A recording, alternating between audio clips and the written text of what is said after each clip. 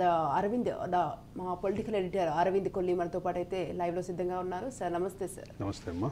So sir చెప్పండి sir, భారత star wrestler ఎవరైతే ఉన్నారో వినేష్ ఫోగాట్ అయితే ఒక షాకింగ్ నిర్ణయం. రెజ్లింగ్ అయితే వినేష్ ఫోగాట్ అయితే గుడ్ బై పై నాపై కుస్తీ గెలిచింది అని అయితే నేను ఓడిపోయాను అని ఆమె ఫోగాట్ ప్యారిస్ ఒలింపిక్స్లో ఫైనల్కి చేరి అనూహ్య రీతిలో అయితే ఇంటికి అదనపు బరువుతో అయితే ఆమెకు చేరిందని తెలుస్తోంది.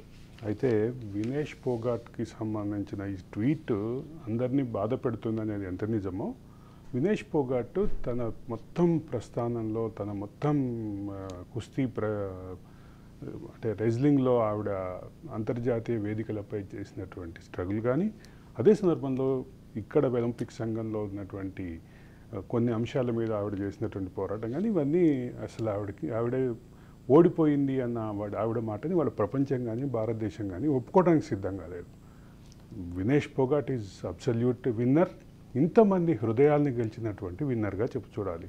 అయితే వినేష్ ఫోగాట్ చేసినటువంటి ఈ అంశం ఏదైతే ఉందో, నేను ఓడిపోయాను అనేటువంటి అంశం నా పైన కుస్తీ గెలిచింది అనేది, కుస్తీ గెలిచింది అనే ఉద్దేశంలో ఒలింపిక్ సంఘం కానీ భారత ఒలింపిక్ సంఘం పట్ల ఆవిడకు ఉన్నటువంటి అసంతృప్తి కానీ ఇవన్నీ కూడా బయట కనిపిస్తున్నటువంటి అంశం. ఒకటి, ఫైనల్ వరకు వచ్చిన తర్వాత 100 గ్రాముల వెయిట్ విషయంలో ఏదైతే అంశం ఆవిడని రెజ్లింగ్కి ఫైనల్కి డిస్క్వాలిఫై చేసినటువంటి అంశాన్ని చూస్తే మొత్తం భారతదేశం మొత్తం స్పందించింది. ఆవిడ చేత విమర్శలు ఎదుర్కొన్నటువంటి గతంలో విమర్శలు ఎదుర్కొన్నటువంటి వాళ్ళు కూడా స్పందించాల్సినటువంటి పరిస్థితి వచ్చింది. ఒక పక్కన ప్రధానమంత్రి నుంచి భారత ఒలింపిక్ సంఘం అధ్యక్షురాలు పిటి ఉషా నుంచి అందరూ కూడా ఆవిడకి మద్దతు ప్రకటిస్తుంటే, ఇక్కడ కొంత రాజకీయపరమైనటువంటి అంశాలు, రాజకీయపరమైనటువంటి విమర్శలు కూడా వచ్చినటువంటి విషయం గమనించాలి.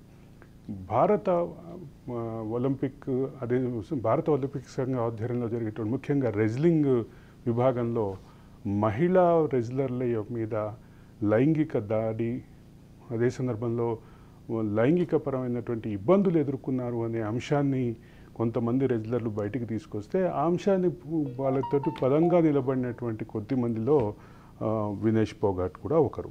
వినేష్ ఫోగాట్కి సంబంధించినటువంటి ఆ పోరాటం మూలంగానే ఆవిడ రాజకీయంగా బలయ్యారు అనేటటువంటి వాదన. ఈ వాదనకు సంబంధించిన అంశంలో వాదోపవాదాలు ఎలా ఉన్నా, నిజానిజాలు ఎలా ఉన్నా, వినేష్ ఫోగాట్ని చివరి నిమిషంలో అనర్హురాలుగా ప్రకటించడం ఏదైతే ఉందో, దీని పట్ల అంతర్జాతీయ సమాజంలో కూడా కొంత చర్చ అయితే ఉంది.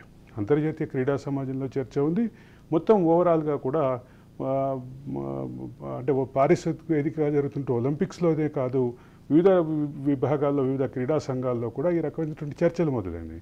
నిన్నటి నుంచి సామాజిక మాధ్యమాల్లో వస్తున్నటువంటి ట్వీట్ల పరంపర కానీ, వివిధ దేశాలు అంటే భారత ఒలింపిక్ సంఘము భారతీయులు మాత్రమే కాకుండా వివిధ దేశాల క్రీడా సంఘాల నుంచి వస్తున్నటువంటి మద్దతు, ఈ అంశాలని కనుక మనం క్రోడీకరించి చూస్తే ఈ ప్రొసీజరల్ ఫాల్ట్గా చూడాలి దీన్ని అనేటటువంటి కంక్లూజన్స్ కొన్ని సందర్భాలు అనిపిస్తున్నాయి. ఇది ప్రొసీజరల్ ఫాల్టేనా లేదా ఇంటెన్షన్స్ ఉన్నాయా అనేటటువంటి అంశాన్ని పక్కన పెట్టి ఆలోచిస్తే మాత్రం ఇది మాత్రం భారత రెజ్లింగ్ చరిత్రలో వినేష్ ఫోగాట్కి ఒక ఎదురు దెబ్బని బలంగా తట్టుకొని నిలబడినటువంటి వినేష్ ఫోగాట్ ఖచ్చితంగా అభినందనీయురాలే. ఇక్కడ నిన్న జరిగినటువంటి ఘటన సందర్భంగా ఆవిడ కొంత అస్వస్థతకు కూడా గురయ్యారు. ఒక పక్క డీహైడ్రేషన్ ప్రాబ్లం తోటి ఆవిడ కొంత అంటే ప్రాథమిక చికిత్స కోసం వెంటనే అక్కడే ఉన్నటువంటి ఆసుపత్రికి తరలించారు ఆవిడని. ఒలింపిక్ సంఘం కూడా దాని పైన రెస్పాండ్ అయింది.